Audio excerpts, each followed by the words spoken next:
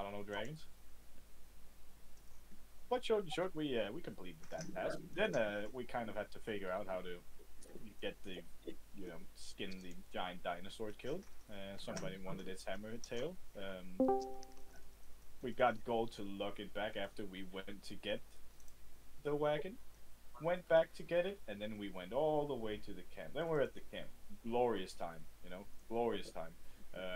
We spoke with the leaders of the camp, and they let us in on some insider knowledge. We were finally high enough level that they would tell us the measly adventurers what was happening, the big and evil plots of the world, and we were basically laid out a whole plot of the land for the plan they have, and then, like how everything fits together, which was really cool.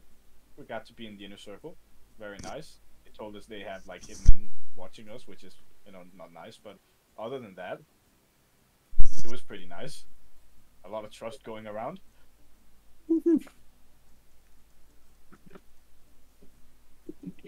All in all, it was a positive, I think, experience. Well, nobody got executed, and you guys aren't leaving by the sound of it. Yeah, going on more adventures for these guys, so they also don't watch us in the case we do something they don't like. Mm. Well, all in all, yeah. So now we really just have to figure out what the plan will be from here on. Technically, we still have things to do. Also, technically speaking, you can't say, in terms of the organization he's with, you can't say they had them followed, because you're part of the organization. Well, that's true, but they also didn't have me followed because No, I wasn't there no. yet. So I'm not in it. I'm innocent. It's true, and like they would have probably just like told me, "Hi, you can't leave your house" or something. Worst case scenario, maybe they would have given me a slap on the wrist. I can't relate with the rest of you guys. They would have probably killed you before if you stepped out of line for a second. But hey, bygones be bygones. It didn't happen, so no harm, no foul. Bygone. Yeah. The only addition I'll say is, before all the craziness with Lightning Kite, you'd had Varnex enter the tree for somewhat of a small step. He'd found creatures inside of that. Came out, Lightning Kite, all that stuff. What you just said happens.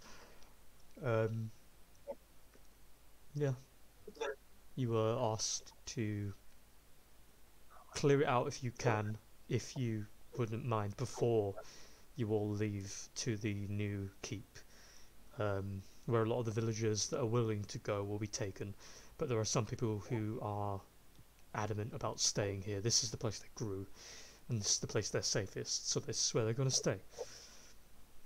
Not to mention it will be a long trip from the Windall village to the keep. So some people just won't be able to make that journey. So he reiterated the fact that there will be people who will be left behind here, and if there is anything of danger in that tree and it gets out, he would prefer it dealt with. But again, technically that's not your problem. He can put other bodies to it.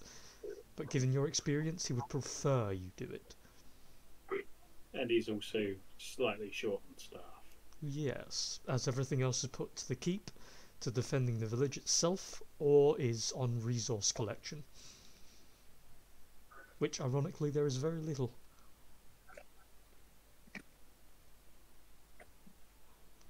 But, we were last still inside the office. I do have a question. For everyone excluding Stefan, because you weren't there. Well, your character wasn't there. Do you guys, or have you guys told them about the weapon that you learned from Halfir before his episode? No. I don't remember what weapon, so no. I remember the weapon. If you Yeah. if you needed No, a recap, It is in Willow Plains Chloris Temple. The Book of Primeval Revelation.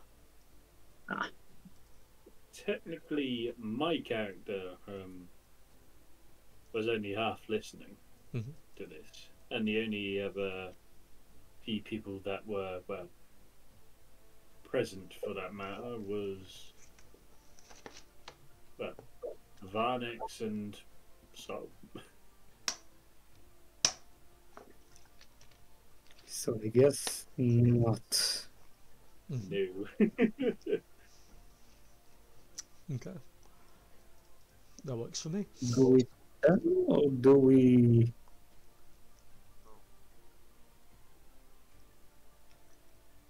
Should we or should we not? Can do it as extra information for him, and we might have insight on it. But if not, then we might just have to bring it up later along the way if we find out more about it. Mhm. So it's evil. Okay. I'll take that as a no for now. Then, as you get to the end of the meeting, he lays out on the table the map. And I will move you to the world map. Ooh, there's a waddle. Oh, there's a wild door. So of course, you're all down here, as per normal. As of the moment, on his map there are a couple of extra little features here and there, like supply routes, current incursions, fights between certain clans against their borders. Some parts, as you're looking at it, he does detail if anyone is interested. Saying the Arjunum Horde directly above you, predominantly their people are in around the edge where the Cormac cluster are. So, for context, a majority of their people is literally at the border there fighting with the Cormac, trying to push ahead and get into their lands. For the most part, the Razorback don't seem to be doing anything about them, and the other Cormac cluster beneath are either a more peaceful or lesser variant, or are dealing with their own shit that they can't barge through and help and attack from behind. There's details that he just doesn't have. And there are some other bits going on with the Laughing Hands and Arjunum at the top as well, but for the most part there isn't enough details. The fact that you guys had details about the mercenaries joining up with the horde above there was news to him, much less anything else. As of the moment, there is a route that is displayed, and the location of the keep. You notice, Yeah, so it's in their territory. yes, it has been That doesn't sound safe. it has been agreed upon, and he himself notes that he doesn't have the contract, but it is in the keep itself. They have sworn by oath and by something that you guys don't know about exactly yet, but something that's important to the people of the Cormac, by a familial and a bond of lineage, where they swear upon everyone that was and will be of their families that they will keep this as long as the contract is met properly. He doesn't tell you the full details of the contract because it's pretty much none of your business. But he says he has a guarantee, essentially. The Cormac cluster of that part of the world are technically independent, but they are part of the same concept, the ideal. We are given this keep, and you guys are allowed to go there as well, of course, as long as they assist in dealing with the Arjunum Horde in the most peaceful manner that they deem. As long as the Arjunum Horde are inevitably removed from this side of the continent, that's all the help they'll need. And that is the agreement between at least the boss in front of you and the Cormac, and they'll allow you guys to stay in that keep detail free. You can do whatever you want with it. The keep itself has no bearing. It has no ancestral requirements. It's not a holy site. It's just another keep that was rubble and now has been built up for the use of the guild.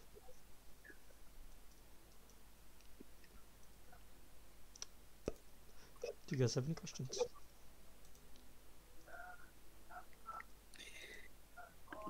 How long is the journey going to? How long is the journey?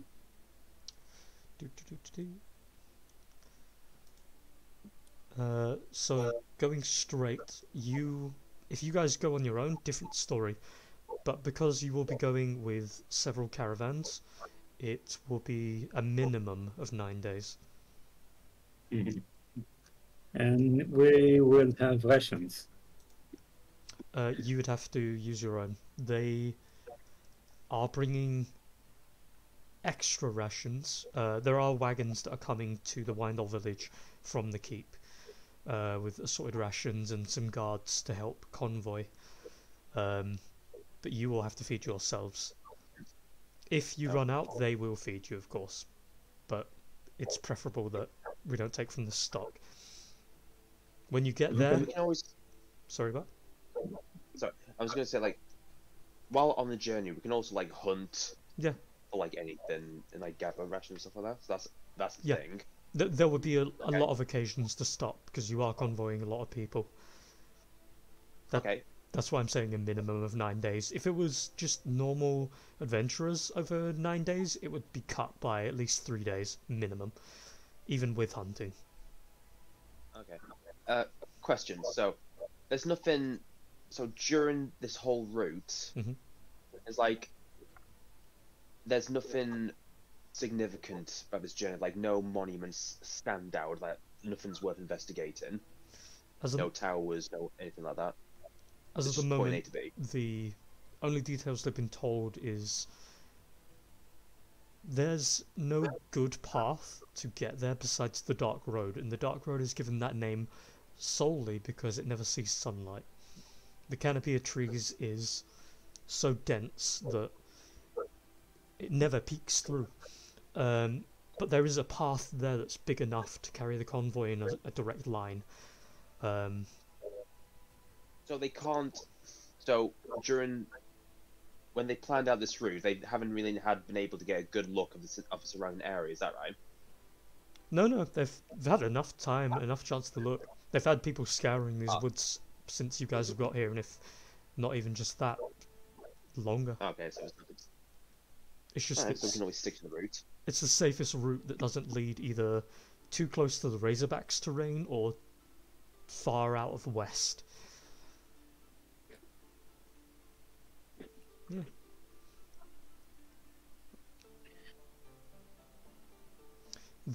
What about the cavern we found underneath the tree from earlier?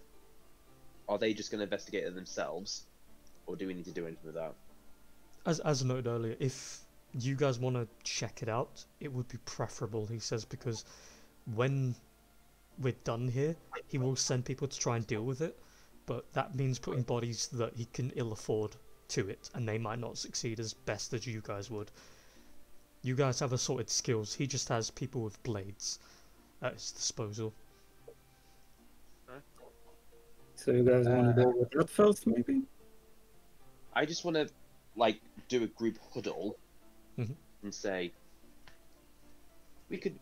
So, there are zombies down there. There's some sort of carnivorous living plant which can make plants zombies. I say we can do it. Potentially, hopefully we can get some free stuff out of it, like he can pay us in rations for the journey or anything like that, because I think some of us are a little low.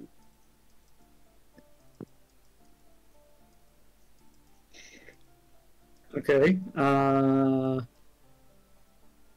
What's the pay? Wait, did we get money for the previous job that we did? No. Do you say that? Or do you ask? I am going to ask about the pay for the last job and the pay for the next one. Hey, where's my money, bitch? Where's my money, bitch? He does That- raise his hand and goes, "Ah, fair point." He leans back, pulls open a drawer. He pulls out this small box that, as he's pulling it out, even just by looking at it, it looks hefty. The box itself looks, it looks ornate and pretty, but that's not really the attempt here. Places it down, pulls it open slightly, and immediately as he's pulling it open, already you can see a couple of these shining, what look to be like beautiful sea blue coins on top of a pile of gold coins. As he opens it up, with a quick guess already, there's at least 1,000 coins there. Oof. Damn. Now, for a bit of context for you, this is for your previous and future endeavours. This is more so back payment as well. I've been sort of poor in the literal sense, but I would like to remedy that now, and as well, if it would help the grieving process for your loss of your friend. I know it feels in rather poor taste to pay you for the loss of a life, but it is all I can do for the moment. I hope that will satisfy. He kind of pulls a small bag out of a side pouch he's got, places it on the table in front of you. Now, I can quite clearly trust all of you. By this point, you wouldn't have still been here otherwise. I will give you all 2,500 gold pieces in front of me. Of course, some of which is the platinum. If you can do me two things. I'm under the assumption you will be following us to the keep alongside the villagers. Is this a general consensus? Yep, seems like it. What do you guys think? Eh. Nothing better to do? Well, if we're gonna be going to this new forward base, we may as well escort it. Looks to you, Asta. Well, this is hardly payment for me, so don't look at me. Well, nonetheless, you are involved. Almost intimately at this point, so I must. You are not exactly one of my initiates, so the choice is yours.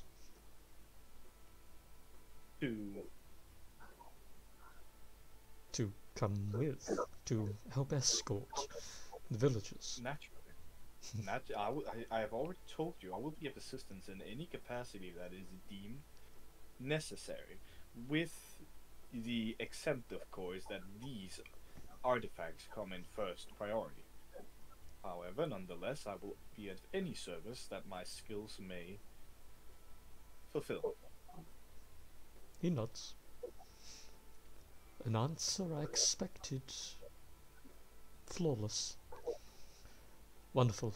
Then he takes the small pouch he put down away, closes the lid, and just pushed it forward with a single finger. You may spread out amongst you, whichsoever way you divine is appropriate. 2,500 gold pieces for currently two things. Firstly, assist us in escorting the people, of which you have agreed anyway. And secondly, remove whatever dangers lurk within that tree you had found. Any information you can bring back, any tools, anything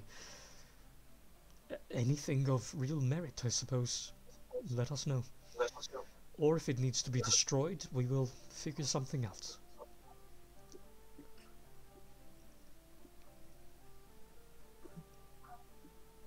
Otherwise, that is all I ask for now.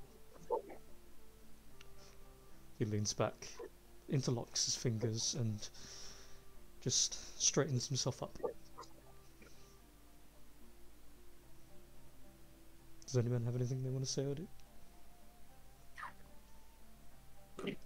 Okay, huddle.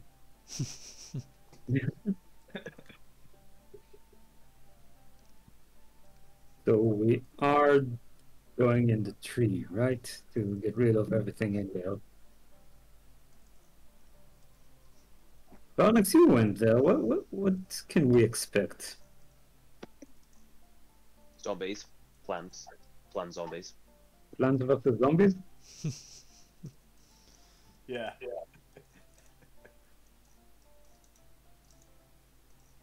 Okay. Essentially. Oh, plants with zombies. Anyway, sounds like something we can handle, right?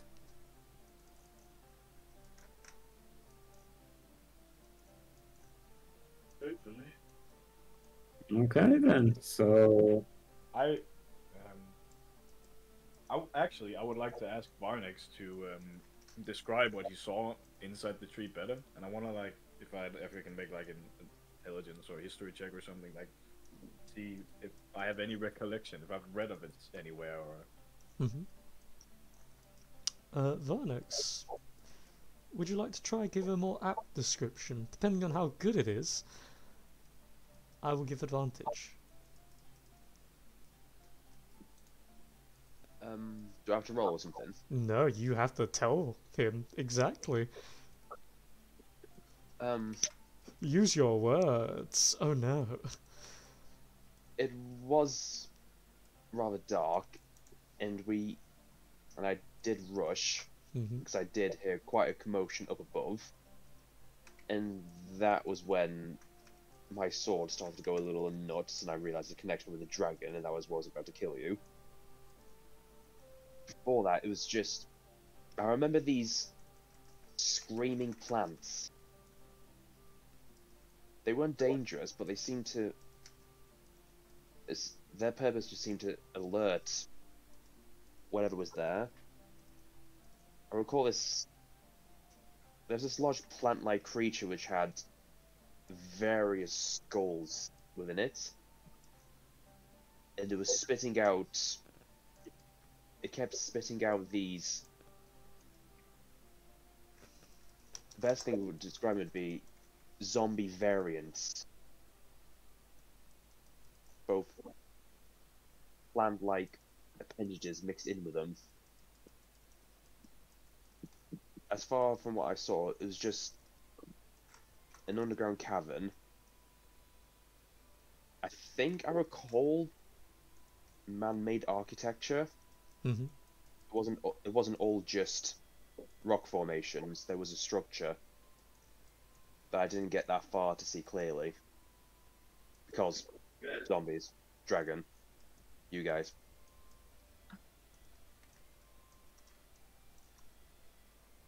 Okay. And that's probably it. So, yeah, roll. I would say history could work. Roll a history check with advantage. I will roll a history check with advantage. Very nice. You don't even need it, but I mean, if you want to roll it. No, I have to. Oh, okay. Okay, so let me just double check. So what he saw was called a corpse flower. Do you know what that is just off the bat? No. Okay. It is in NPC's plant. Corpse flowers, long story short, are entities that can grow essentially anywhere, but only in places with true undeath. So we're talking like liches, witches, which rhymes, it's great, hags, general undead, anything unalive or dealing with black magic. They can just be corrupted, and certain flowers can bloom as death is decaying further around it and magic is causing both to mix. and the flower subsumes the bodies, and sort of in a weird like fungal way, it kind of starts to control them. And in the case of the corpse flower, yeah, sends it out on a mission. Okay. Well, I will convey to the party what I know of it.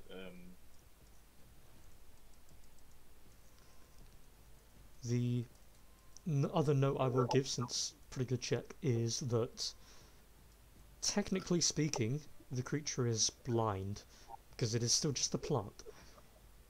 Its perception's not great per se, but that's what its zombies are for. If the zombies are chasing you, it's chasing you. That would also probably maybe mean that the flower itself acts as like a central nerve, maybe, or like the quote-unquote fungal growth, which is good to know. A final freebie is it's not vulnerable to anything specific. Cough, cough, fire. Cough, cough, fire. Plant say fire. Yes. Don't pour water on it; it'll grow more. Okay. Well, I'm gonna burn it anyway. Good. Nice. So, with that knowledge shared, what else do you do?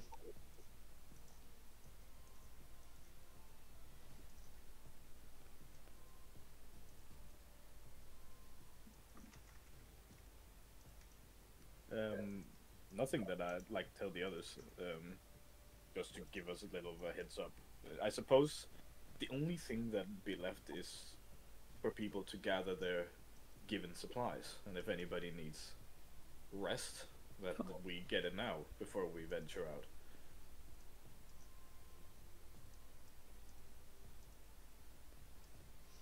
Is there anything anyone wants to do? It's still the same day, right? Yes. Yes, I would like to rest. Okay. Are we talking long, I'm assuming? When does the convoy supposed to leave? The convoy will be... Sorry, be more specific with me. The wagons coming from the keep to take everyone from here to go back to the keep. It'll be 3 days before they arrive in Windle Village, and then you leave. So you've got 3 days. So I have time. You have time. Yeah, okay, so let's take the night to rest and then go. So we'll be refreshed and then we'll kick some plant ass. Okay. Sounds Before good? Yep. Mm-hmm. Yeah, Lee, just as everyone's about to go to sleep and all that stuff, I just want to run a little bit of an experiment. Given my blade's new powers and stuff like that, and given Lightning Kite's history with a certain entity, I just want to run a bit of a test to confirm something, or whether I can glean anything out of it. So, I move away from the camp to get a bit of a distance. Yep. And the silver band from the blade, which I'm looking for, I just rest that on a rock or something. Given its connection to Gilgamesh, I'm just curious. I just draw the blade, and I just touch the tip of the blade. It immediately sparks. The tip of the blade starts crackling this mote of lightning in response. Can I sense anything from the blade, like anything from Lightning Kite? I suppose that depends. Can you succeed a wisdom save? I can try.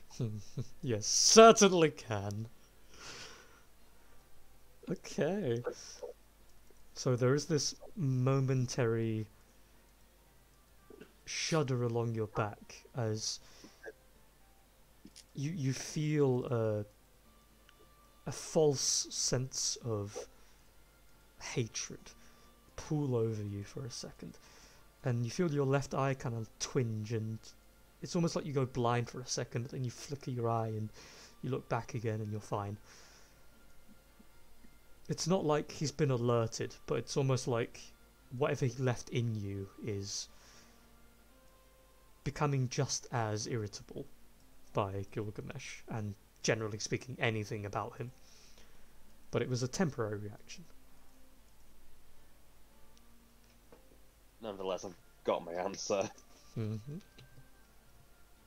I just sheath a blade and just kind of go, oh, fuck, to myself and just pocket the band and just head back to camp. Mm-hmm. Okay.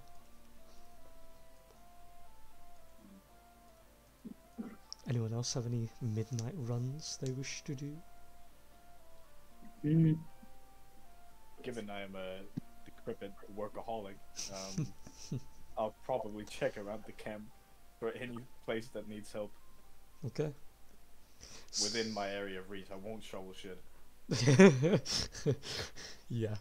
If there are any sages, I'll probably fucking order them around like a fucking evil professor at Hogwarts or something. In the village, there's no sages, or at least no one that has the typical regalia of the sages anyway. It seems they have been kept at the keep for pretty much similar reasons. They're not going to shovel shit. They're best read with a book in hand and focused on a task. As of the moment, there is a very mildly curious duo, which is Brick and one of the other people that are in the village. The pair of them are sat down on a table, in the long table in the middle of the square. Brick and this person have what look to be like these two scrunched up, probably second-hand used pieces of parchment, and they're writing down slowly together.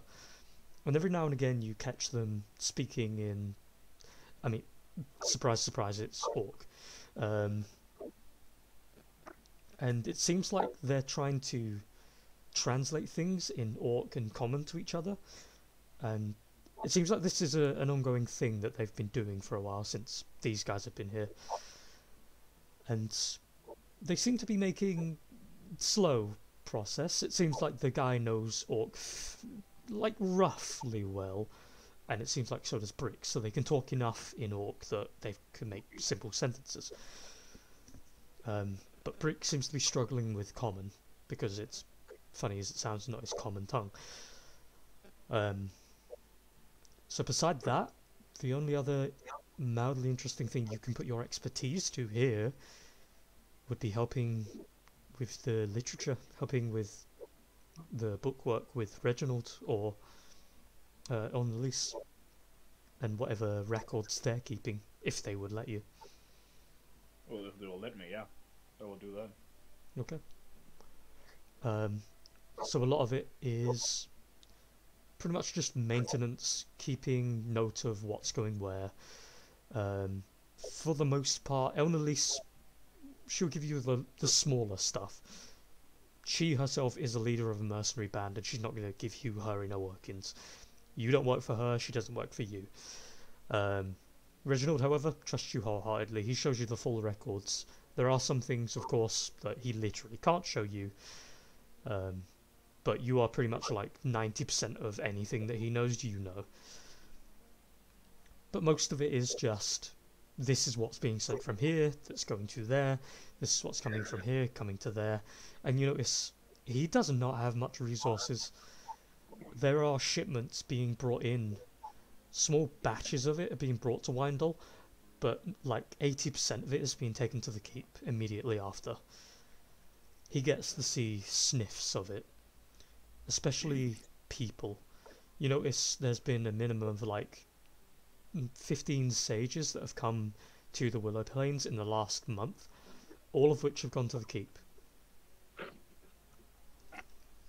Ooh, interesting. But yeah. And as you kind of talk the logistics with him across the night before going to bed, he It did remind me, I asked him, and he did agree to it, that I was going to send a letter, write a letter that he would make sure was sent backwards when the next supply ship would go off. Yeah. Would So you? I guess I'll spend the last time I have on that. Okay.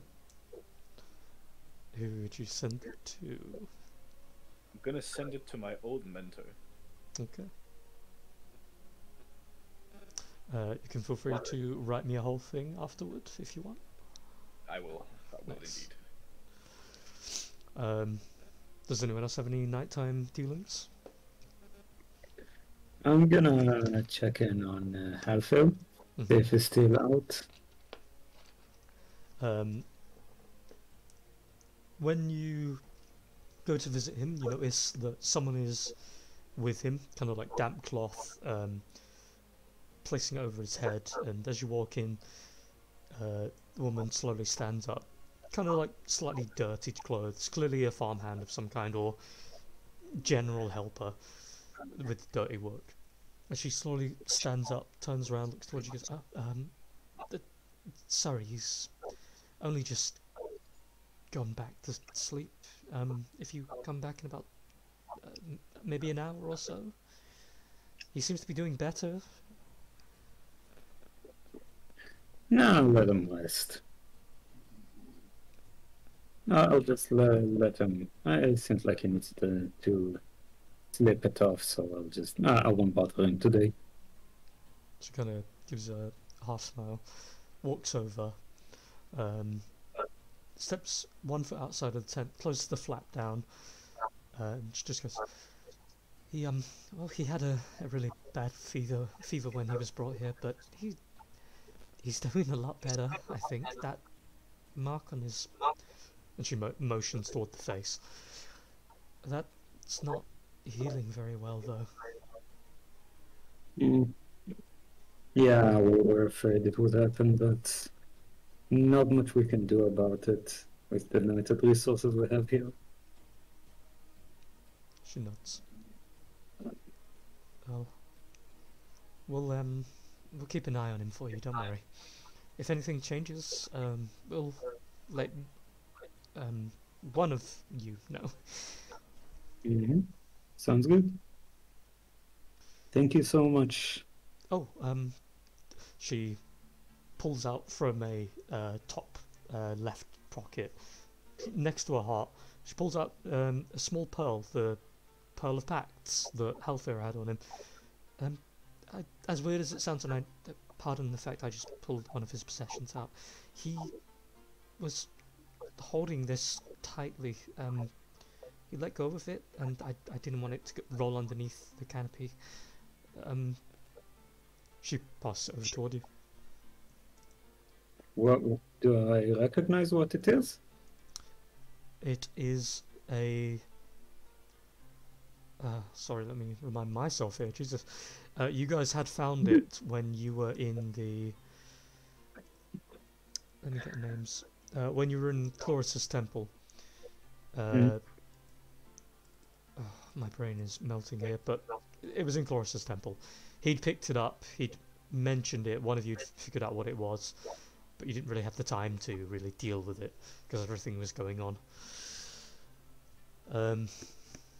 But long story short, the gist of what you got out of it was it can bind an entity with another entity of pretty much any description. The fear that was given at the time when you guys had finished with that area was if he'd accidentally, or if he tried using it, he might connect to the creature that did this to him in the first place. But it doesn't have to connect to that thing. This pearl allows you access to creatures that are beyond the veil that you no longer have access to, which means it possibly could reconnect you to the gods, if in a small way.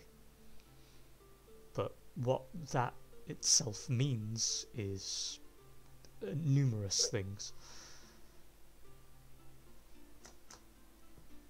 Well, I'm gonna keep an eye on it, at least until tomorrow.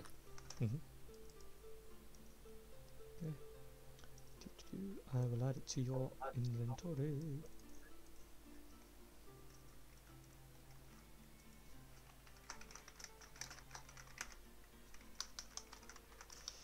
Cool. Is that all you would like to do? I guess so, yeah. Okay. Anybody else? I've got one more thing. Mm-hmm. I just remembered Lilith gave me that spell scroll of mailed message, and she requested Yep. that we stay in contact. Well, quite a lot has happened, and I do have some questions for her, especially for Gideon. Okay. So, first, I just need to ask: is Rachel still playing Lilith in like the other campaign, No. or is no one just playing her? No, no. In the No. other campaign, she's a different character entirely. Oh, okay then. Okay then. So I'll just let this to you. So basically, Varix, would he know how to use the scroll? Yeah. Scrolls are fairly. Scrolls are one of those things. As an adventurer, you would just know. I'm not gonna ball bust you on that. Okay, okay. All right then. So I begin right. And again, for formalities, dear Lilith, I hope you are well. Quite a lot has happened, blah blah blah, and I explain everything that happened to Nadissa. Mhm. Like Nadissa, who you met, unfortunately, has fallen. However, blah blah blah, her soul has somewhat transformed into a gem. I have it on my possession. Blah blah blah blah blah. And as for other things, if you wouldn't mind, get in contact with Gideon and ask him, and I write in capital letters, where the hell he got that blue orb from, and why he was so reluctant to get rid of it so casually. And then I explained the lightning kite situation and everything and stuff like that, and how I'm somewhat stuck between a rock and a hard place with my personal mission being in conflict with lightning kite, and I am a little bit somewhat screwed. Hope you are well, your friend Varnex. Okay. So she won't respond today. Presumably. Oh, I know. As for context, mailed message is pretty much an instant thing. A letter will literally just drop in front of them. So you presume by the fact, given that she's a magic caster, you know she could probably do sending. It's more than likely that. Sorry, go on. I'm honestly not expecting a reply right away. I know it's basically like a letter. Yeah. So I know at some point in the future I'll get a response. So I'm just getting this done out of the way before I forget. Okay, okay. Then yeah. Let me just check real quick. Oh, it's not there. God damn it. Yeah. So I will give you your reply in a sec, shortly. Connor, do you have anything you want to do?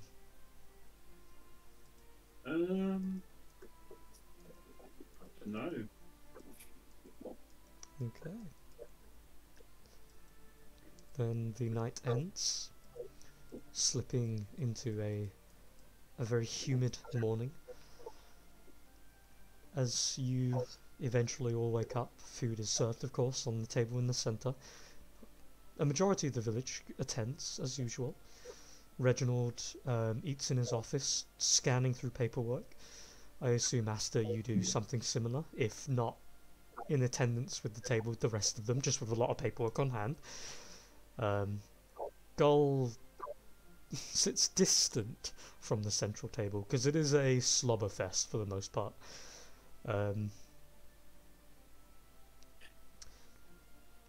After a couple of minutes of eating, a couple of the villagers at the table, you guys do kind of catch this duo, two men, one sort of like very sallow-faced and slightly rotund, and the other one looking a bit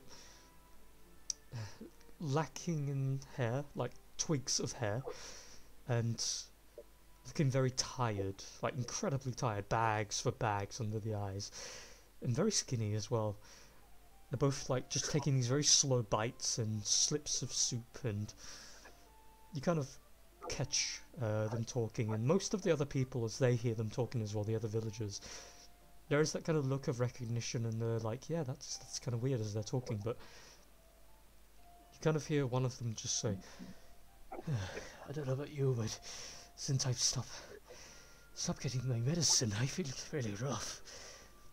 I know what you mean. I get really like itchy in the skin. It's just, where where's the mayor? She's I haven't seen her since the other day. Is she okay? She usually gives us her medicine by now. Some of the other people looking less decrepit.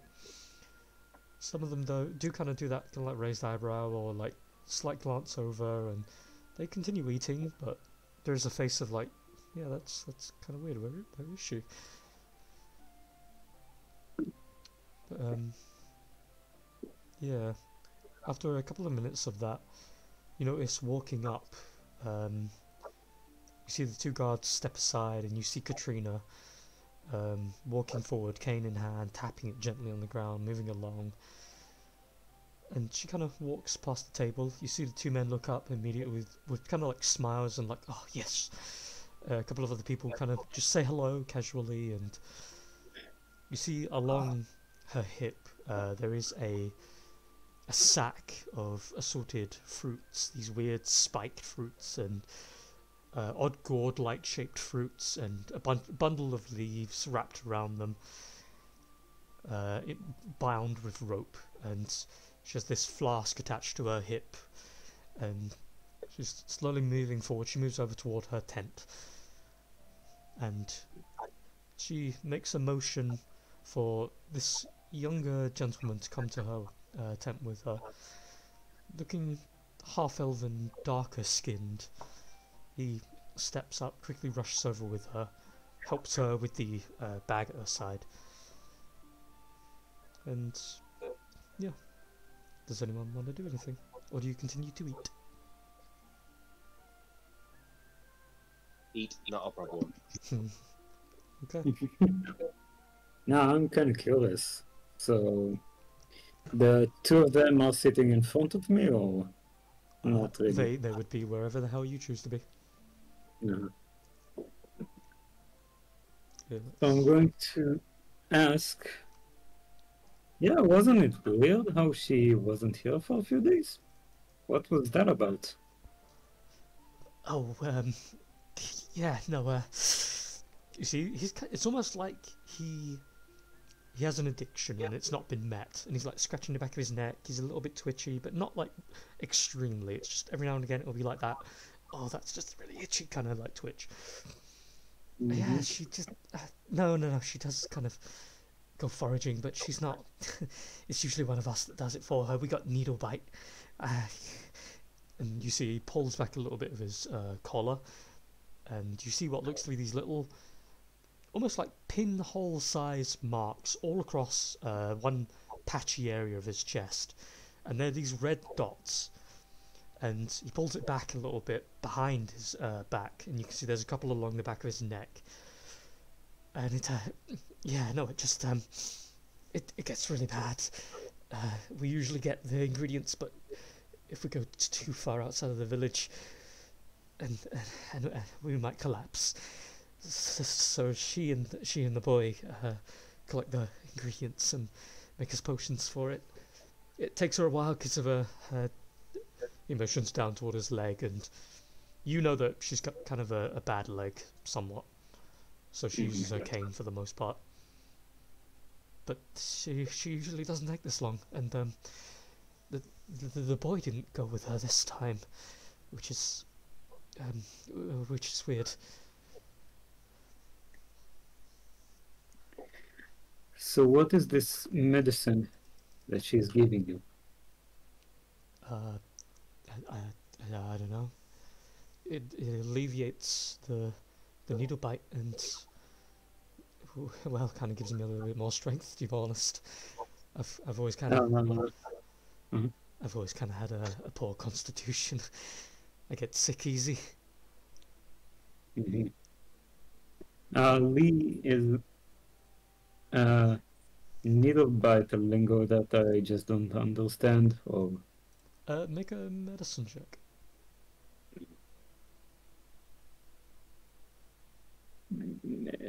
Medicine. It's some kind of lesser rash at the very least, and if this has grown over the last couple of days, it's not fatal by any means, but maybe it's provoked and maybe whatever effects that happens are provoked by strenuous activity or something, but it's unless you got a thorough examination of it, you wouldn't be too sure. There could be a million other things you could attribute it to.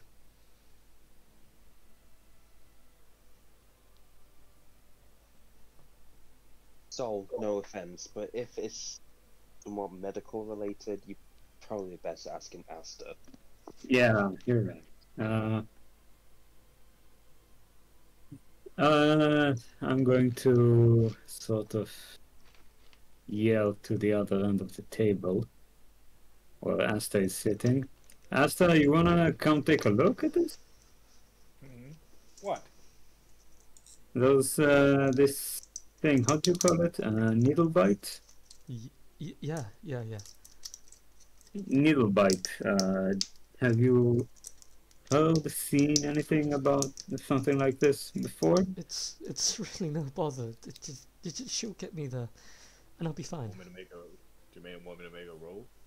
Yeah, make a medicine check. Oh, Jesus Christ. Calm down. That's a fucking 19! So, you walk over and kind of like pull the collar down enough, with his consent, that you can see it. These little pinpricks. They're not far enough in the skin that it's like someone stabbed him with a rapier, but it's not enough that you couldn't worry about it. You've seen something similar before, but like with many places that don't share knowledge, it's similar to a real world nettle. If you prick yourself on a nettle, you'll get stung and you'll have that weird rashy, burny sensation for a couple of seconds. It's a more extreme version of that, and you've heard of this in dense jungle areas. So predominantly, the real cases would be from Caerwindra, which is quite literally where nature wins. But you have only ever heard of it there, really, since a lot of other places have either immediate potions such as poison removers, or even healing potions can get rid of it, really, in some small cases. But needlebite is probably more of a local term for essentially just a needle. Yeah. It's a very simple thing you can remove just with a weak level cure spell or a lesser healing potion. Okay, well, it seems to be an irritation in the skin. Did you get this in the forest? Yeah. You see, he kind of like looks around. He points off and toward the distance, and you can't really make out anything because the forest itself is rather dense. But the direction he points in, he goes, give or take around about 2 miles that way. There's usually a dense amount of boars and deer that kind of go running around in clusters. A couple of dinosaurs roam, but you know, we can kind of avoid that as a duo. And there's this annoying spree of these prickly plants that I keep trying to avoid, but I think either I'm really just not as dexterous as I think I am, or they're spreading, but I always get stung by one of them somehow. And it's while I'm trying to hunt, and it's a whole thing. It's my own stupid fault. Oh no, I'm not interrogating you. Well, I can easily remove this from the both of you, if you would stand still for a moment. Can I insight check, though? Mm-hmm. I'm assuming Asta or him? Him. Okay. Yeah. He seems a little wary of Asta, because stranger. Everything else he's been truthful about. He seems more confused about the Inquisition more than anything. But yeah, seems on the level. While Asta is treating him, I'm going to, distract a little bit and ask, is this the first time this is happening? He scratches the back of his neck. You see the other one opposite to him, who's just kind of laying back in his chair, crosses his arms, and you see as he crosses his arms, he must like pinch a nerve or something, because you see him kind of wince. He goes, ah, no, it's not, is it? As he's looking at the other guy.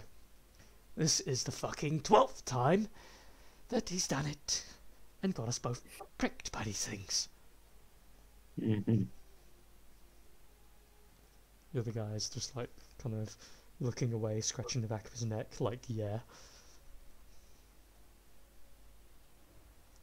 Don't itch it, please. Sit still. They both put their hands in their laps. I will gladly try to cure them of it. What do you require? Any degree of cure, to be honest. You could, because of what you are, I'm not going to say cure wounds, healing word isn't in your vocab, because of course it is. Yeah. So if you just wanted to do one of those, both of those, whatever. Oh, that's very fine. I will use what's it called? Diagnosis on this. Very easy.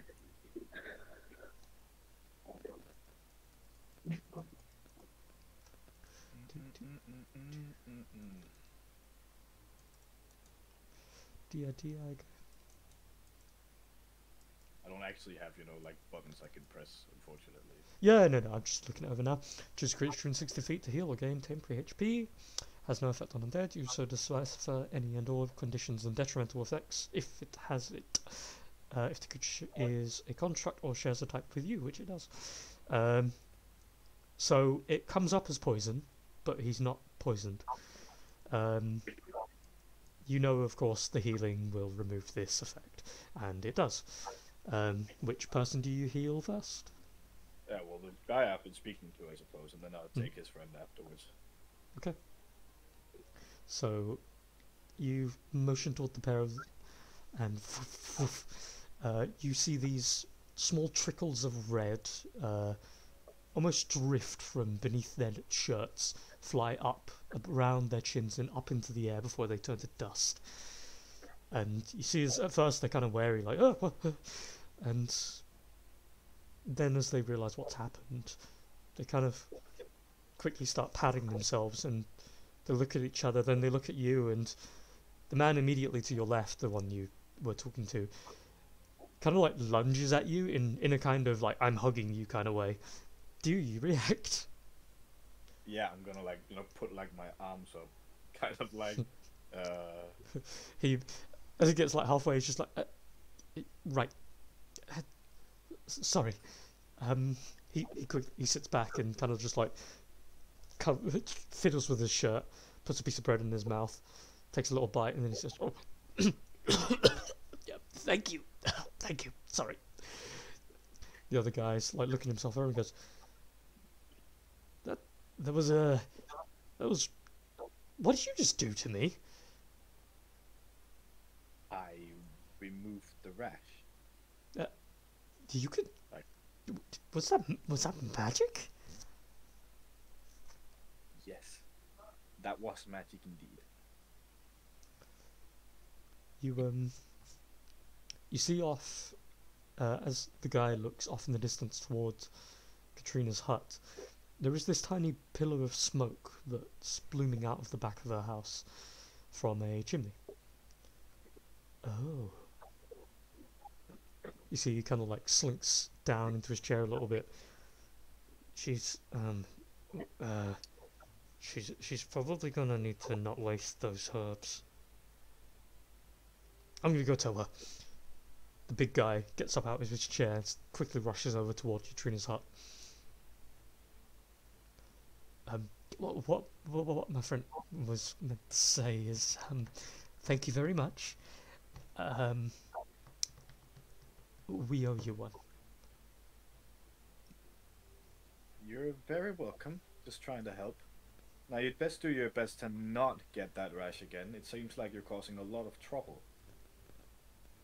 He kind of looks down in mild amounts of shame and just goes, "Yeah, but no, I seriously, I don't know how. I do know sort of how, but it's like they're never in the same place twice. Every time we go, we're not bad hunters.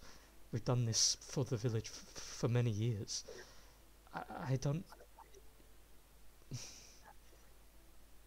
It's silly to say, but it feels like it's alive. It moves. Well,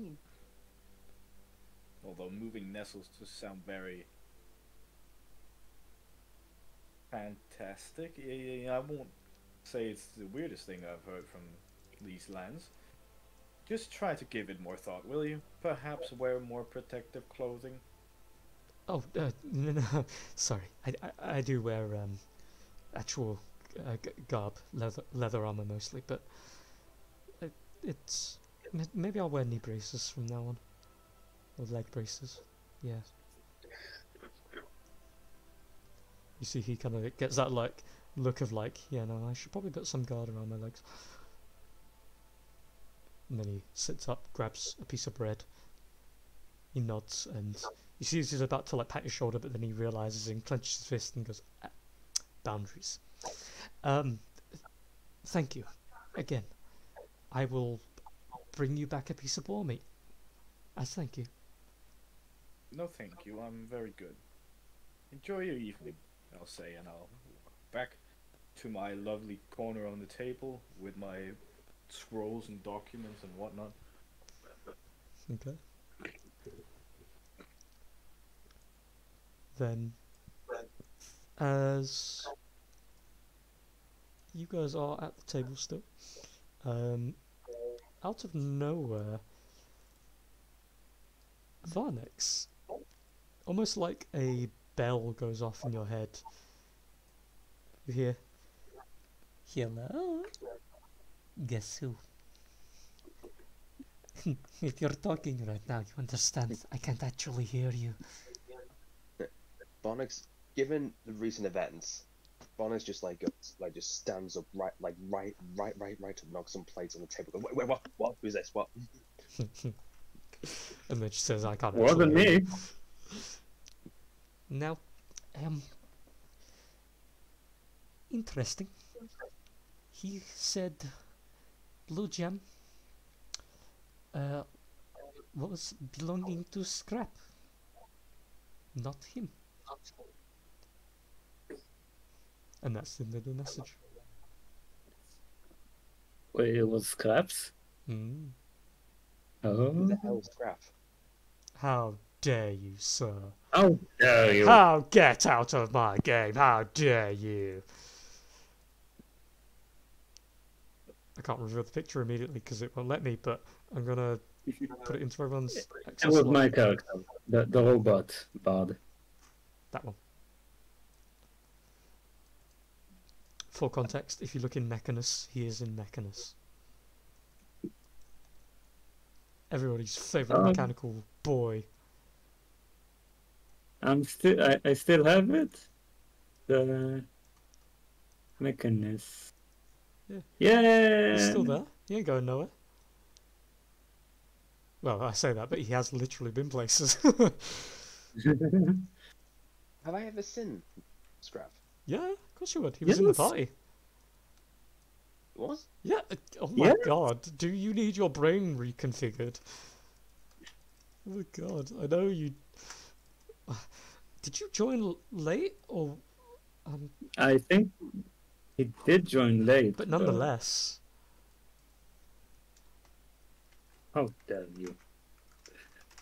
Did you play him or did someone else? No, he played him. Who played who? Mosey played legit Scrap. going- Mosey played Scrap. He was Scrap. This must have been a while. This must have been a long time ago because I honestly Yeah. can't remember. Well, to be fair, it was, yeah.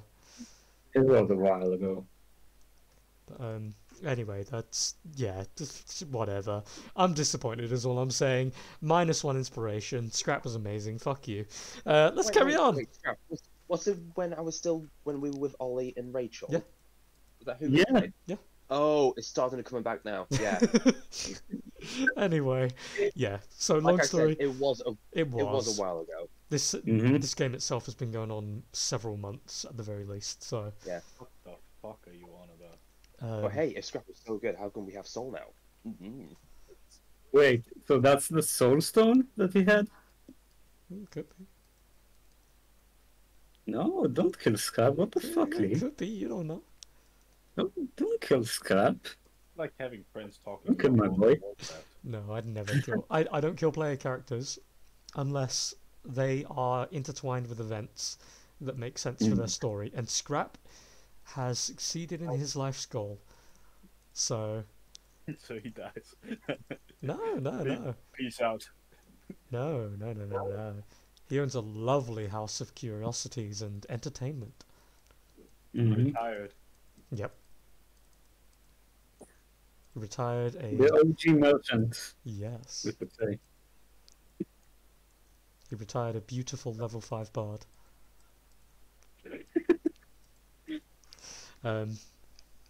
But yeah, yeah, you get that message. What do you do? Do you say anything to anyone, or Can I reply to the message or anything? no? It is a sending spell. It's a one-way. If say I knew someone who could use message or stuff like that, would they have had to have known Lilith to? It doesn't communicate? work like that. It doesn't have that range. That's what sending is for. Sending is the global version of message. Message is only like 120 feet. Marnix just like headbutts the table and just raises his arms and goes, "That is no help to me whatsoever." I have no way to communicate back to her because I use my scroll of sending. No, I mean my mail message, whatever it is. Is there any chance I can write a letter and be delivered by carrier pigeon or something? Yeah, you already know that Reginald is more than happy to send you guys letters around. Okay. So I write another letter and say, "Thank you. Please ask Scrap how the hell he got it. I need more information." You notice after you get the quill, you get the parchment, you sit down at the table again, you begin writing. After you finish writing, you pass the quill back, give the paper. The door behind you in Reginald's office shuts, and Reginald immediately, his eye flicks up. He grabs the hilt of his blade, looking behind you, and you see behind you, as you quickly turn around, your reflexes kicking in as well. You see this tiny floating creature, red-coloured, little fangs, tiny arms and tiny legs. It's a small-sized creature floating beside the door, flapping, and it just looks over at you, and you see clutched between its hands is a scroll, and its face just reeks shit-eating grin and mischief, and it exposes all of its teeth, all these fanged teeth, and two large canines. It looks like an imp, just with vampire teeth. And it floats toward you, and you see this small gleam of sunlight, and it stops just in front of it, and it looks down toward the sunlight, then looks over toward you, and it just continues grinning, and it holds the scroll a little bit closer. I'm guessing this is from Lilith. I mean, I'm going to take the initiative and say it is, so I just take the scroll. okay. As you take the scroll, the creature kind of giggles to itself a little bit, and then turns to cinders. As you take the scroll, Reginald lets go of the sword and goes, "I'm going to take it on good faith you know what that was, and I just let hold you it go finger about up your to- day." Like, just a moment. As you unfurl it, it is another scroll of mailed message. Okay. I just write in capital letters, like massive. "Tell Scrap, I need more information." Send.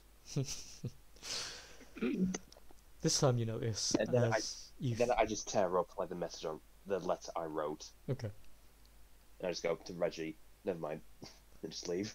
This time as you Leave it with finish you. the mailed message, and you throw it to cast the spell, the imp appears again, catches it, smiles, floats backwards and then just disappears with the letter.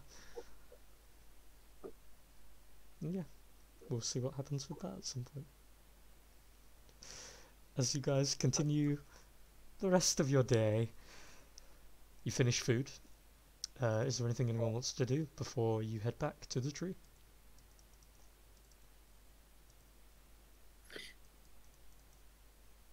Let me see something.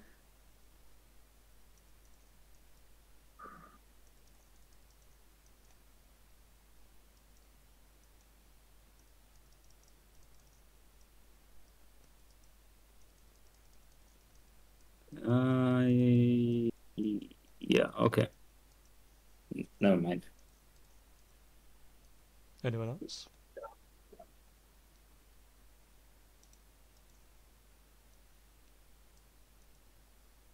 Oh, wait.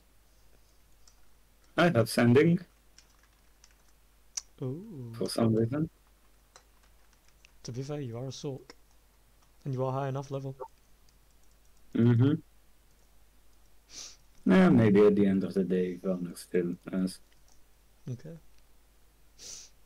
Then, is there anything else? Final check? It's Gucci. Cool. Then you guys, with no real threats, as it's not even the middle of the day yet, the sun is gleaming, you know the path. Is it just you guys, or are you going to try and take on anyone else with you?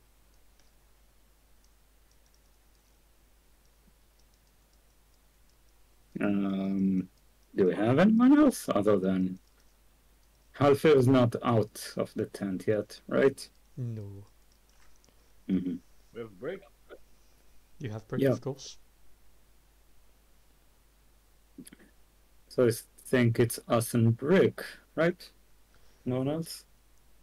You do have Edric Bell, the guy that you collected from the prison that once was Solomon's lair.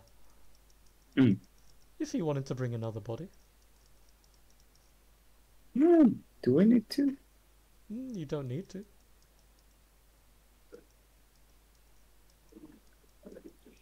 How tough does he look? I mean, he has literal scars from battle, as well as being brutalized, of course, but he is seemingly an adventurer of his own. Mm-hmm. Okay. You know what? You want to bring him?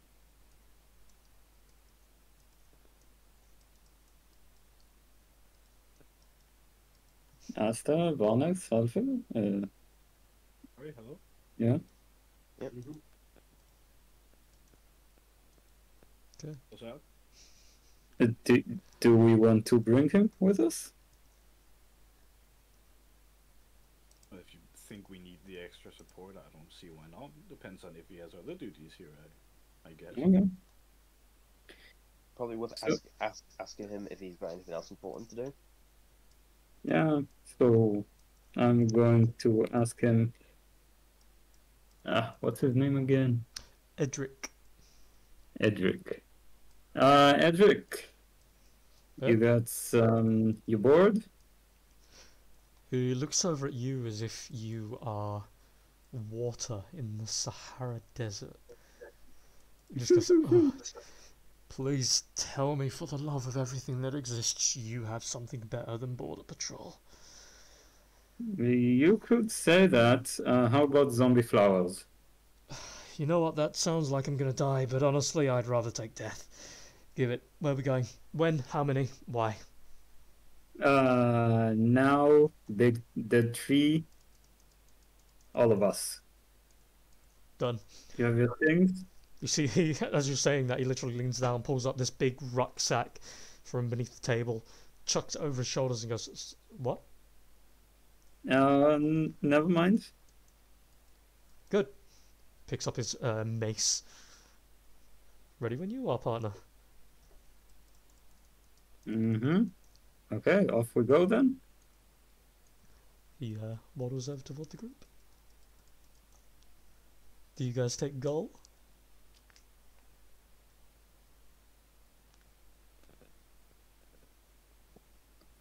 maybe speak with Asta if it's worth bringing him. Yeah.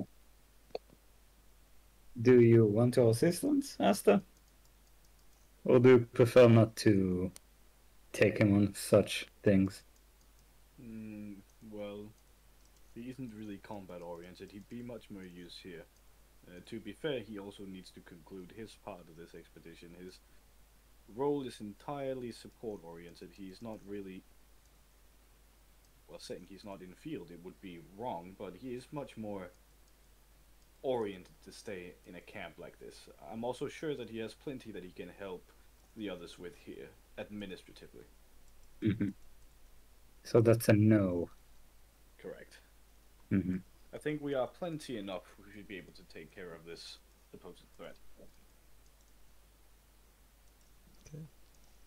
Then, as you all get your consensus and move forward, Edric at your side, he throws an arm around Brick, and you see they both kind of grin, and Brick kind of gives him that like playful punch on the arm, and he lets go of him, and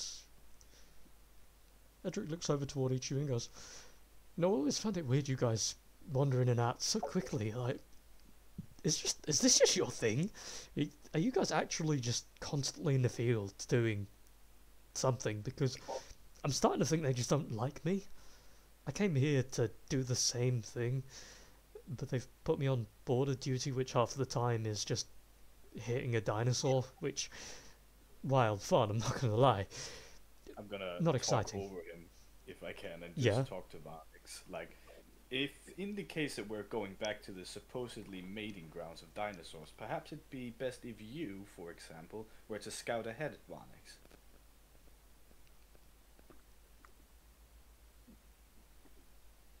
In Sorry, case another dragon or dinosaur were to come around to surprise us again. I just look at him with like dead eyes and just go, I doubt dragons are a recurring theme right now. Perhaps. But dinosaurs are aplenty, and we have enough threats out here that I would rather have a scout ahead to tell us what we're walking into. We are. I'd be more than okay to scout.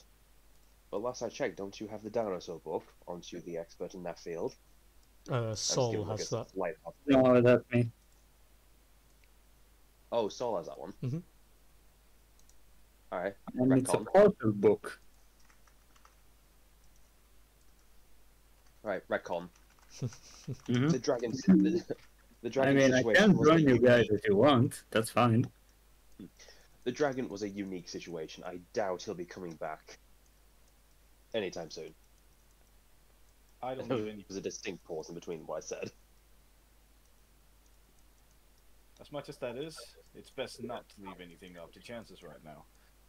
If you would please scout ahead, it will probably serve us great, and seeing as you are probably the most fleet of foot among us, I think you would be best served to this role.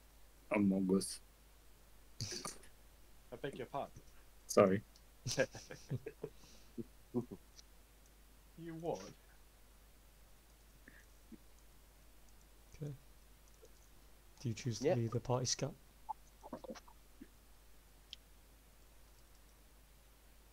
I mean, if you want, I can join you. I have no issue with that.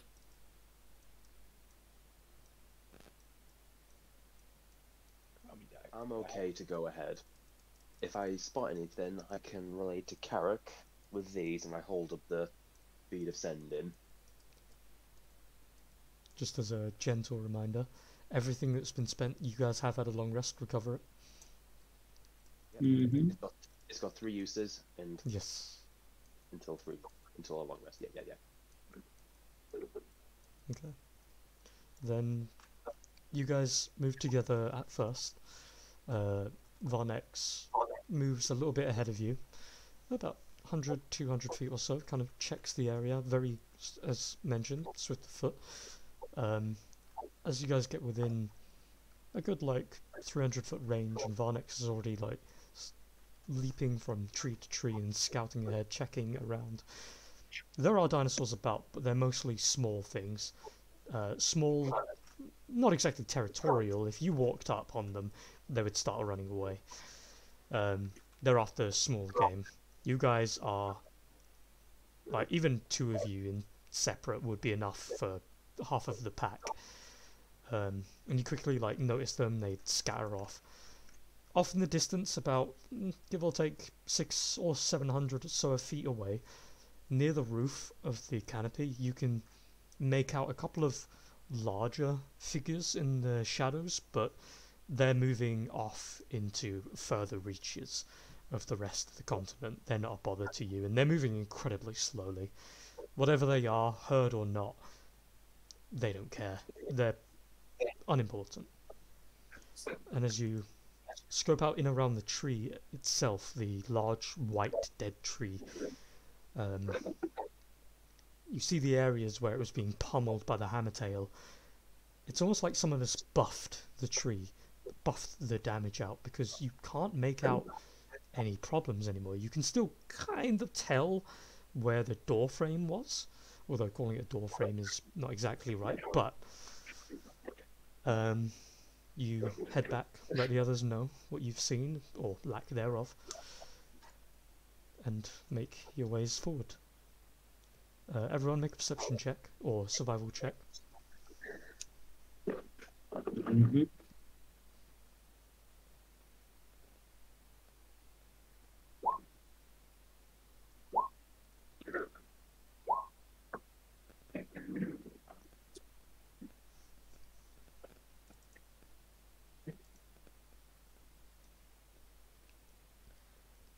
Do.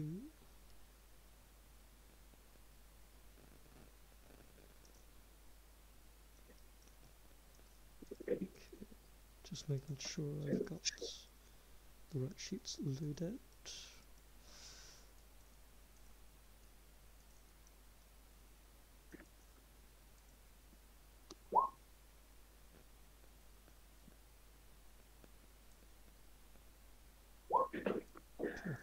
So, as you guys continue forward, there are tracks that suggest in the last couple of hours some creatures have been moving around here. None of them seem, generally speaking, interested in the tree. They're not closing in on it and then backing away. They're more just passing through. As for what's around you as of the moment, Varnix, you notice, similar to what I said really, there are a couple of smaller dinosaurs, similar to those spined ones, that are kind of like hovering around, but very quickly they kind of rush off the second you guys catch eye contact with them, and they disappear into the trees.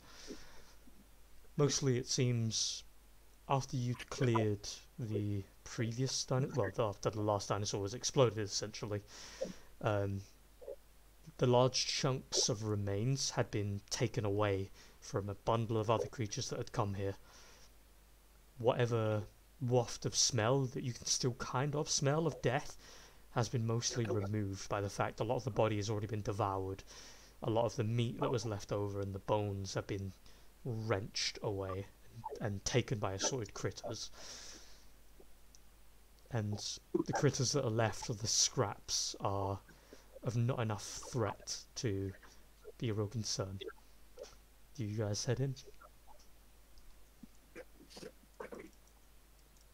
Yep, since I'm leading the group, I relay what I found to the others. Since there's nothing, since I've not identified anything quite threatening us, there's no harm in continuing. Okay. Then you guys get toward where the door frame is. It's easy enough. The door was already wrenched open. You peel your fingers in, pull it open, and you make your way down.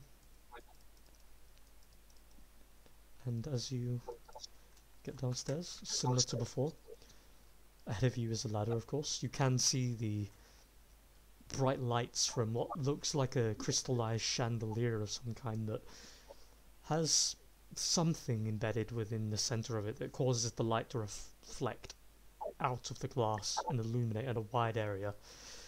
For those of you that can see back there, these seem to be some kind of ruins.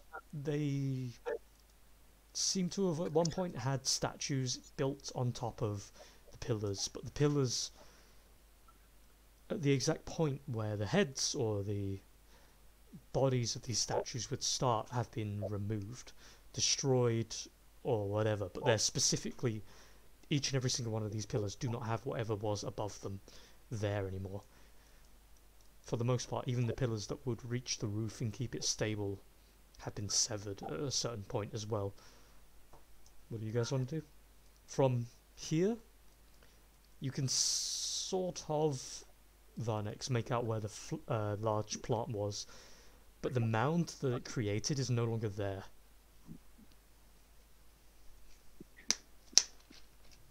What do you guys want to do?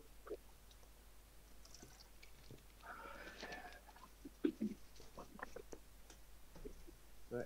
I'll just continue and relay the differences and just keep on going and just keep an eye out.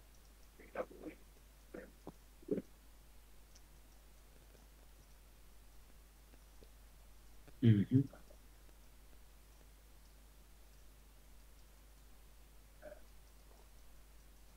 Just as I reach this bridge, can I just like look at the area ahead, since that's where I saw the plant thing, the corpse maker, wherever it was. Yep, make a perception. Connor, you there? Yeah. You okay? Yep. If it's safe, let's just go ahead. Yeah, you can't see much of anything. You kind of just like, eyes are like darting around in a frenzy, like, I bet it's fucking waiting.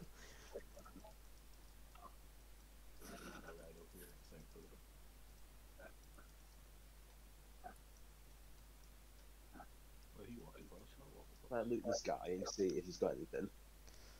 You see on his, primarily on his person, he has what looks to be a great club. His half, not half place, his chest plate seems to have been dinged up, and there's this giant hole that's been smashed through the middle of it. You can see through that smashed center is probably where the tendril of the flower pierced through him. Otherwise, he's got 3 gold on his person.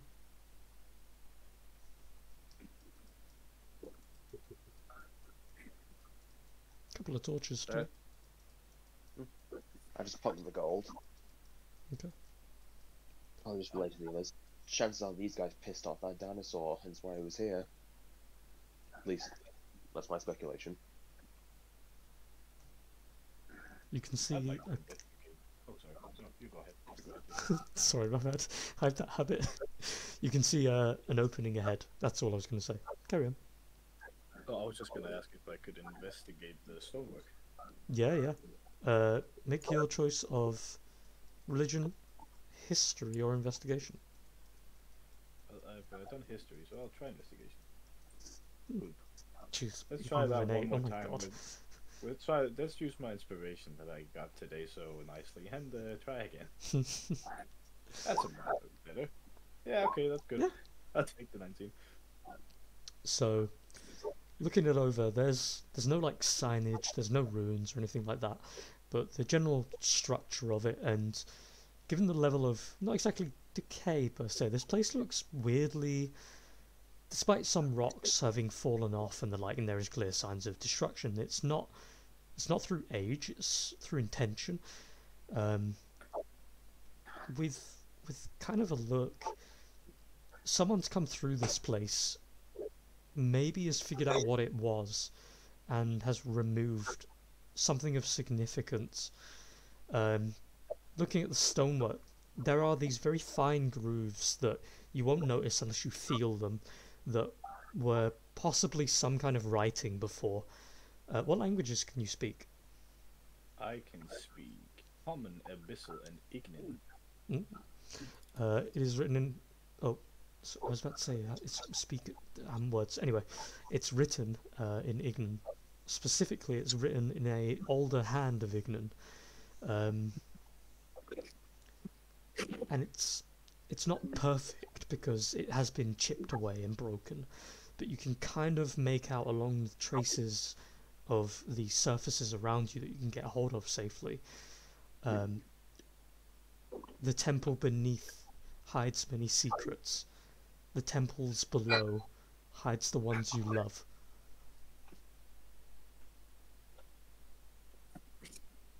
Sorry, what did you say it said? Or can you just like Yeah. type them out?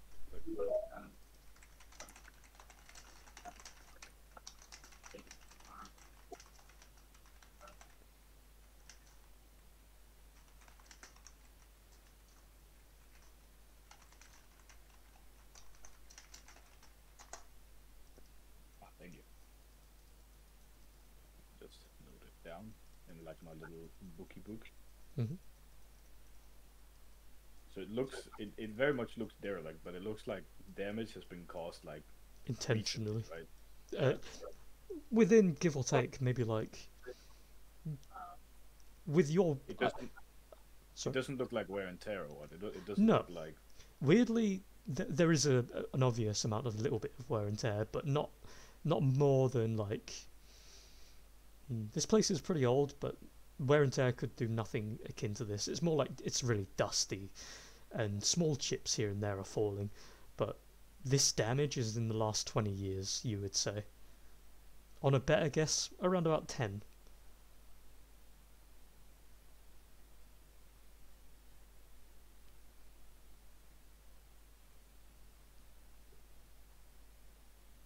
These rooms look remarkably well kept.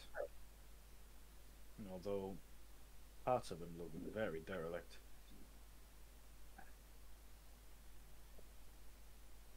See, I'm gonna like see if I can read this as well. The temples below hide many secrets. The temples below hide the people we love. I wonder if that's a riddle or a poem.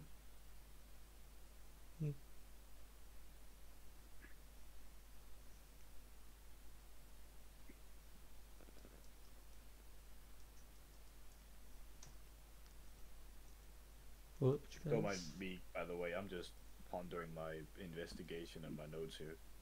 If anybody can do anything. Alright, so we'll continue. Okay. So, let me just put music on because it's weird that it's quiet. There we go. I'm gonna have to get a new temporary fantasy music because this is just the same old shit every time. Okay. As you guys continue forward through this dark corridor, the light shines for about another 30 feet or so until it becomes pure dark. Those of you with dark vision see, as the corridor continues, to your left and right is just an endless drop. The pillars extend and continue every 20 feet or so, leading ahead. At the end of this bridge, maybe? Wall? It's a bit unclear. You can see some fragments of bright light. As you look to your left and right, there are massive drops. It looks to be a large cavernway. You can see these small, old, crumbled ruins of buildings that are built alongside the walls of the caverns around you. And there are some similar bridges to what you're walking on now, this slightly broken cobble, and it looks like there was possibly some kind of civilization or some small community here once a long time ago, but now very much derelict. And as you continue along this bridge toward the next path, you see a double steel door that has been smashed open. One half of it is lying on the ground in front of whatever lies ahead, and the other half is on hinges, holding on barely, as you continue into the next room. And let me just move the right characters.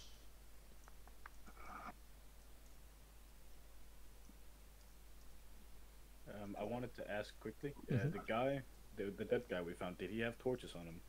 He did. He had 3 torches. Could there be a chance I couldn't snatch one of them before we Yeah, yeah. proceed down? Epic. Let me give control real quick. I think everyone should have it, but it's finicky. Oh, I can see. I am here. Oh, I can see. You can see, you can fight. I can see. I can't hide. Yeah, so as you light the torch, you see this area, I'm assuming is well lit at the minute. Let me know if otherwise. 'Cause if I pull this away real quick. Yep, I can. I can see stuff when it moves. Oh no, I meant ahead. Oh yeah, no, I can see this. Okay, good, good, good. Yeah, you guys can kind of do as you will now as you come to this area. Immediately to your right, you can see what looks to be a large coffin. Sealed, by the looks of it. To your left is spatterings of very aged, almost black at this point blood. A small cauldron.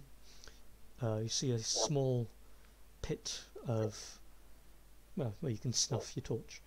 Of course, there are lit torches ahead of you, though their fires are not exactly raging, but they're not dim either.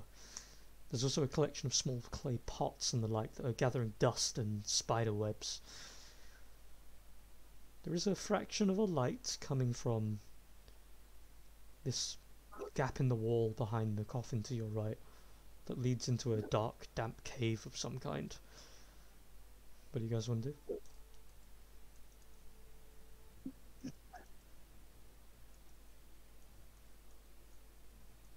I will move forward.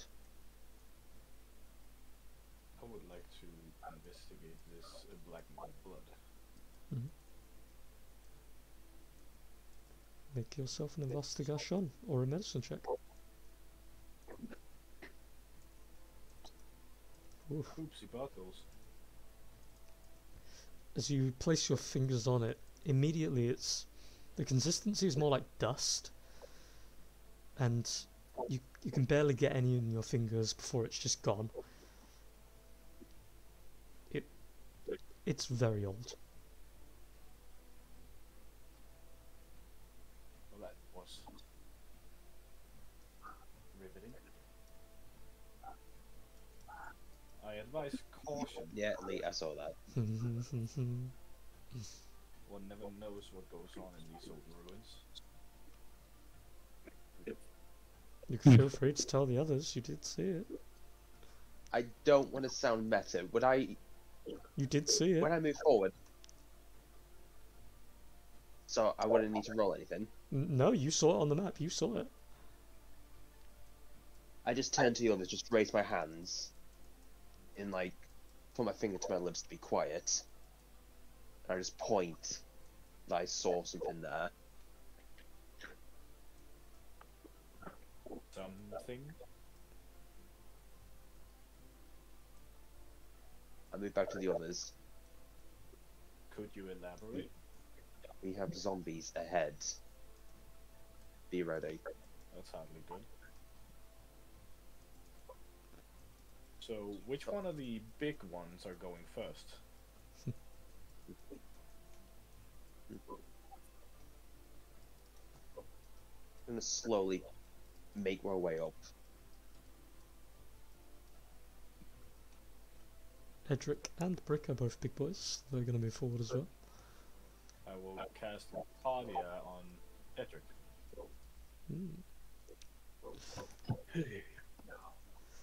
Always reminding myself, where is it? Dee dee dee dee dee.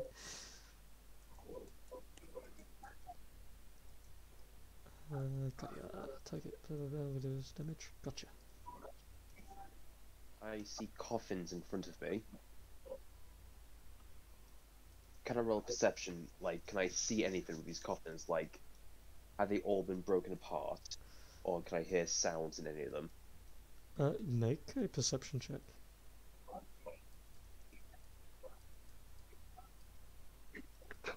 So, they seem to be intact.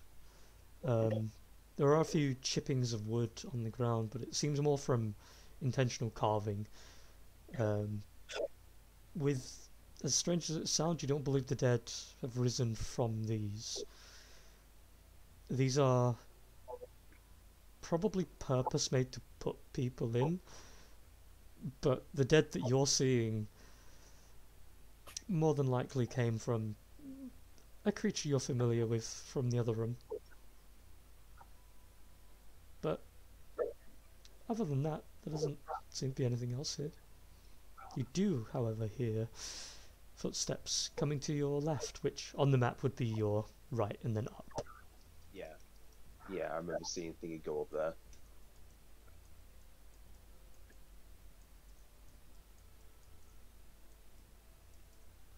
I just slowly make my way back to these guys here and I say, any of you have anything flammable? Alcohol? Anything like that?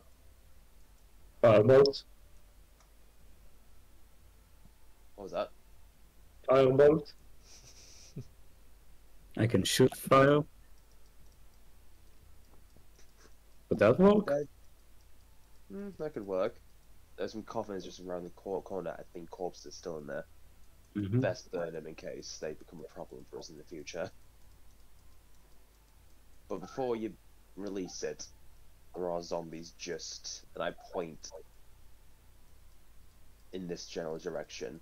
Yeah. Coffins here, where I'm pointing. Zombies up here. Okay, so I should aim over here. A bit further up here, once it's in view, you'll see. Mm-hmm. Let me, you know what? Let me try something else. Let's make it easier for us, you know. First of all, magic armor, mage armor, because of course. What does that put you So to? that. Huh? What does mage armor put you to again? Was it 14? Mage. What's your dex? 13 plus dex, which is 1, so 14. that's 14 AC. Done. And then can I just create a bonfire here and hopefully it will catch everything on fire? Okay. Put bonfire in chat real quick. Bonfire. Bonfire.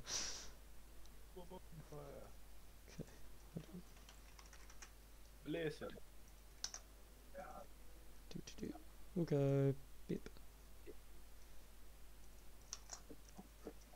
Here you go. You can place it wherever the hell you want.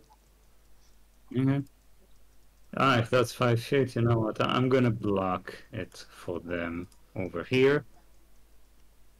And then I'm going to firebolt. Because they said they're zombies and I want them to, you know, get some damage before they come to us, if they come to us. Mm-hmm. So, did you cast mage armor on yourself or me? Himself.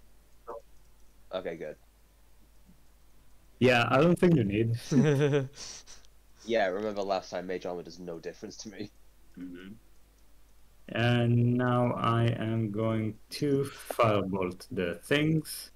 Okay. As you whirl your finger forward. What? Okay. Do I need to roll damage? No, that's totally fine. Mm-hmm. As you flicker a flame over toward it, some of the little spits of wood on the ground immediately catch, and you see the edges of the open coffin here start to catch as well, and it catches very fast, and you see as it catches and becomes this quick blaze, and I'm talking like 0 to 100 in 3 seconds. It very quickly burns.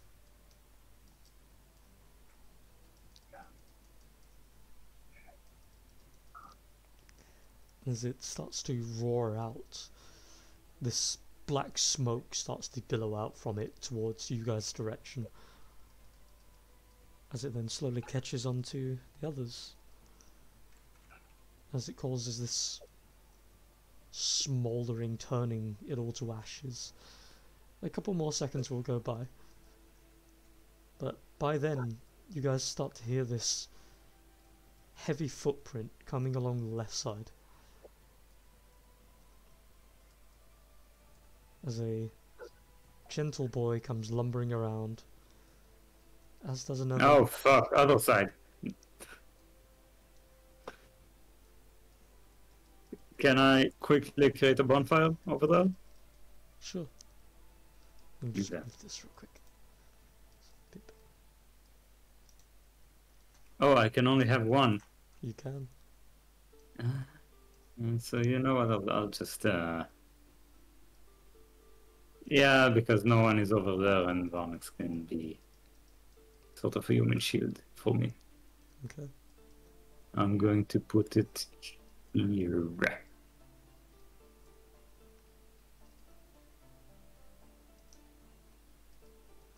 Okay.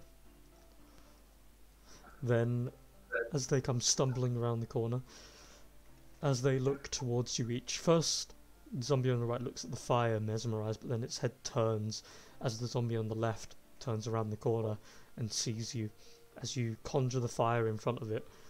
As the creature sees you, you see, similar to what Varnex had mentioned, coming from the mouth of pretty much both of them are these tendrils, these greenish, red-tipped tendrils coming out of the mouth, and one of the eyes has been replaced by this flower that's bloomed out of it. You can still kind of make out the eyelashes as the eye has been pushed open, and the hands are cracked, and you can see leaves growing from them. Pretty much exactly as you said, they are essentially plant zombies. And as they appear, they start to gurgle and grunt, and you then start to feel this low rumble further in. Everybody give me an initiative, please. Initiative.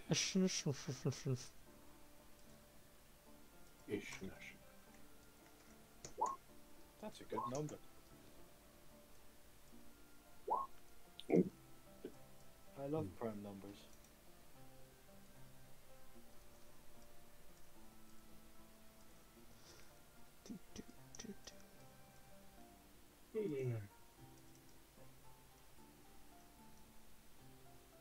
I hate to be a buzzkill in this one, but would we be able to go session from here? Yes, I wanted to say that as well. Yeah, yeah. It's totally It's fine. very because I'm pretty nice. It's been a long day for me, man. Mm-hmm. First day back at work. Yeah. Yeah. And the rest of the week to go. Oh, God. I'm already dreading dealing with the rest of the week, much less just tomorrow. I'm trying to feel if I'm going to last week due to not being used to being back to work. Mm.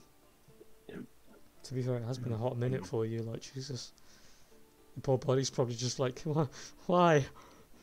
Oh no. At first, my body was like, oh yes, getting back into a rhythm. Then towards the end of the shift, I kept yawning. And it's like, oh God, I'm so tired.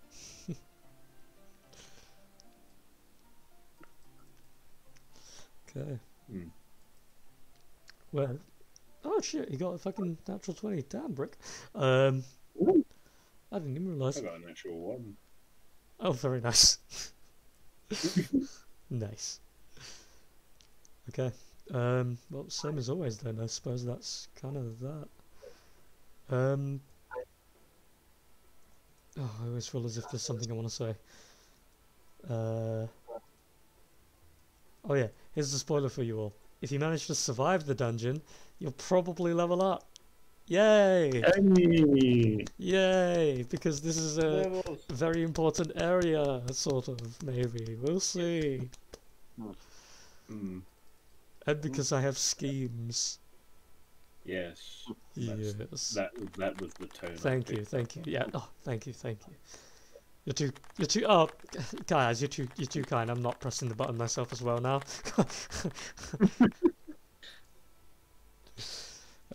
What's that? Ah, I see. Okay. What the fuck? Ba-dum-ts.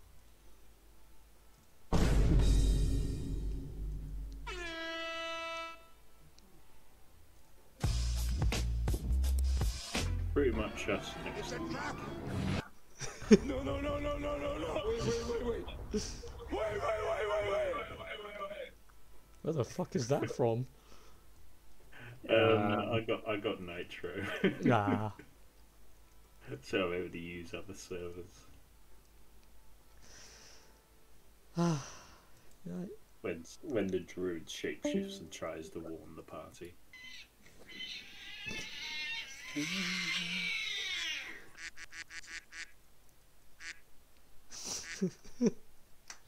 I remember when this first came out and you and me, Connor, were just spamming the fuck out of it. Yeah, Like, just literally. oh god.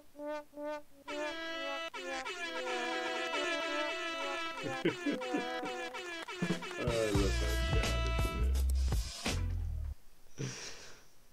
God.